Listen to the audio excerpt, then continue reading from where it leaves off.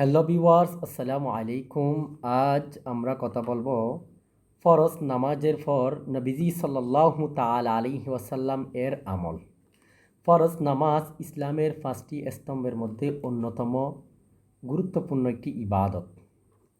মহানবী সাল্লাল্লাহু তাআলা আলাইহি ওয়াসাল্লাম ফরজ নামাজের পর নির্দিষ্ট কিছু আমল করতেন, যা তার সুন্নাহর অংশ। এই আমলগুলো হলো নামাজের সওয়াবকে পূর্ণতা দেয়, আত্মিক সংযোগ বাড়ায় এবং আল্লাহ সুবহানাহু ওয়া তাআলার সন্তুষ্টি অর্জনের সহায়তা করে।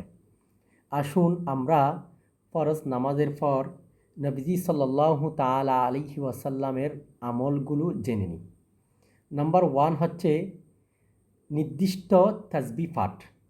হযরত আবু হুরায়রা রাদিয়াল্লাহু তাআলা আনহু থেকে বর্ণিত হাদিসে এসেছে, রাসূল পাক সাল্লাল্লাহু তাআলা আলাইহি ওয়াসাল্লাম বলেছেন, যে ব্যক্তি প্রত্যেক নামাজের পর ৩৩ বার সুবহানাল্লাহ, ৩৩ বার আলহামদুলিল্লাহ, ৩৩ বার আল্লাহু আকবার বলার পর একবার লা ইলাহা ইল্লাল্লাহু ওয়াহদাহু লা শারীকা লাহু লাহুল মুলকু ওয়া লাহুল হামদু ওয়া হুয়া আলা কুল্লি শাইইন কাদির বলে, তার গুনাহ সমুদ্রের ফেনার চেয়েও যদি বেশি হয়, তবু আল্লাহ পাক সুবহানাহু ওয়া তাআলা তা মাফ করে দিবেন।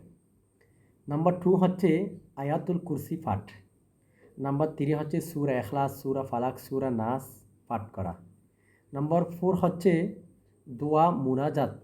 দোয়া মুনাজাতের মাধ্যমে আল্লাহ সুবহানাহু ওয়া তাআলার দরবারে প্রার্থনা করা, যে আপনার আমার ভিতরে যে সমস্যা রয়েছে তা আল্লাহর দরবারে উপস্থাপন করা ইত্যাদি ইবাদতের মধ্যে দিয়ে আল্লাহর হাবিব সাল্লাল্লাহু তাআলা আলাইহি ওয়াসাল্লাম দৈনিক নির্দিষ্ট